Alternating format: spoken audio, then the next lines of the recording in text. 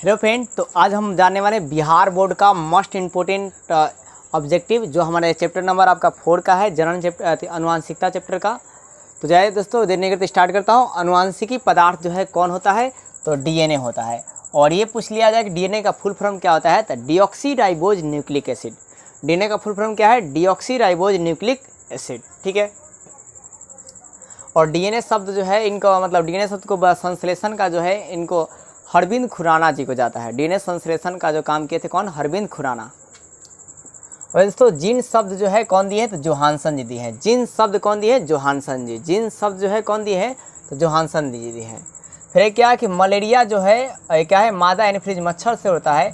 और एक कैसे पानी में रहता है, तो मलेरिया उत्पन्न करने वाला जो मच्छर है गंदे पानी में रहता है। मलेरिया परजीवी कहाँ रहता है, गंदे पानी में। और डेंगू उत्पन्न करने वाला साफ पानी में, याद रखिएगा, डेंगू उत्पन्न करने वाला साफ पानी में रहता है।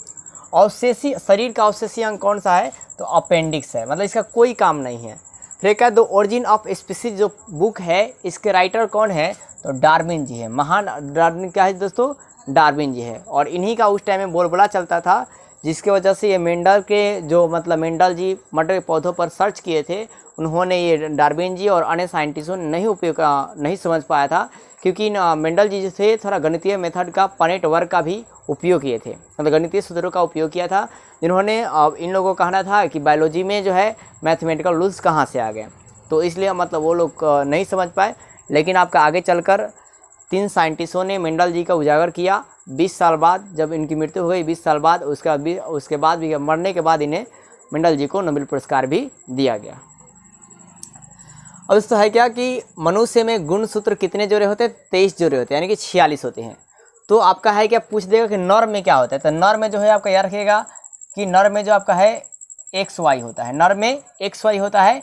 और फीमेल में क्या होता है, स्त्री में क्या होती है, याद रखिएगा XX होता है, ठीक है। 44 प्लस XY होता है और 44 प्लस XX होता है। फिर क्या, हमारी अधिक समानता जो है किससे मिलता है, तो चिंपैंजी से मिलता है। हमारी अधिक समानता किनसे मिलता है, चिंपैंजी से मिलता है। अब मेंडल जी ने अपना जो प्रयोग किया था किस पर किया था, तो मटर के पौधा पर किया था। तो कितने जोड़ी मटर पौधा का स्टडी किया था, 7 जोड़ी मटर का पौधा किया था, मतलब टोटल जो है 14 लक्षणों का स्टडी किया था। जैसे कि आप बोल सकते हैं कि एक लंबा पौधा लिया था तो एक बौना पौधा लिया था, ठीक है, मतलब 2 जोड़ा लिया, एक जोड़ी में क्या, एक लंबा पौधा और एक बौना पौधा लिया था।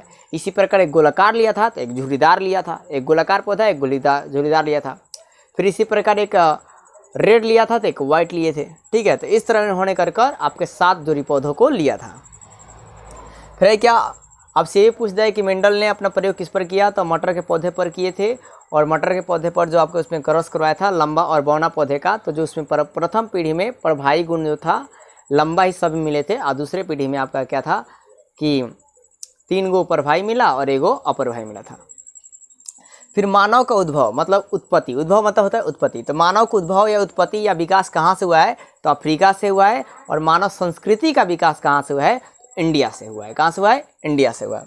अनुवांशिकी के पिताजी किसको बोलते हैं, तो ग्रेगर जॉन मेंडल जी को भी कहा जाता है। अनुवांशिक पिता किसे कहते हैं, तो ग्रेगर जॉन मेंडल को कहा जाता है, क्योंकि इन्होंने अनुवांशिकी में बहुत ज़्यादा योगदान दिया है।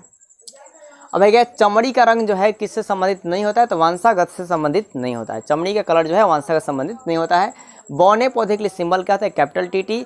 और लंबे पौधे के लिए सिंबल क्या होता है, तो इस बौने पौधे के लिए स्मॉल TT होता है और लंबे पौधे के लिए कैपिटल TT सिंबल होता है। फिर न्यूक्लियस शब्द कौन दिए हैं, तो रॉबर्ट ब्राउन दिए हैं। न्यूक्लियस शब्द कौन दिए हैं, तो रॉबर्ट ब्राउन दिए हैं, या केंद्रक शब्द, ठीक है। न्यूक्लियस या केंद्रक शब्द कौन दिए हैं, तो रॉबर्ट ब्राउन दिए हैं। ठीक है, माइक्रोग्राफिया जो है, माइक्रोग्राफिया जो बुक है वो कौन लिखे हैं, तो रॉबर्ट हुक। कौन लिखे हैं, रॉबर्ट हुक। और सेल शब्द भी कौन दिए हैं, तो रॉबर्ट हुक दिए हैं। फिर समरूप या समजात अंग, तो जिस अंग की उत्पत्ति समान होती है और कार्य असमान होती है तो उसे समरूप या समजात अंग कहा जाता है। इसी प्रकार जिस अंग की उत्पत्ति असमान और कार्य समान होता है तो वैसे अंगों को समवृत्त अंग कहा जाता है। समजात अंगों का उदाहरण दे सकते हैं, हमारा हाथ और कुत्ते का अग्रपाद है। इसी प्रकार समवृत्त अंगों का भी आप देख सकते हैं। तो उम्मीद करता हूं दोस्तों आपको वीडियो समझ में आई होगी। इसके अलावा आप दोस्तों डीएनए जो है वो क्या होता है, आपको तैयार है, न्यूक्लिक एसिड का एक पार्ट होता है। न्यूक्लिक एसिड के 2 पार्ट होते हैं, एक डीएनए होता है और एक आरएनए होता है। डीएनए को जो है डीऑक्सीराइबोज न्यूक्लिक एसिड कहा जाता है और आरएनए को राइबोज न्यूक्लिक एसिड कहते हैं। और ये सब क्या है दोस्तों, अनुवांशिक भाग हैं।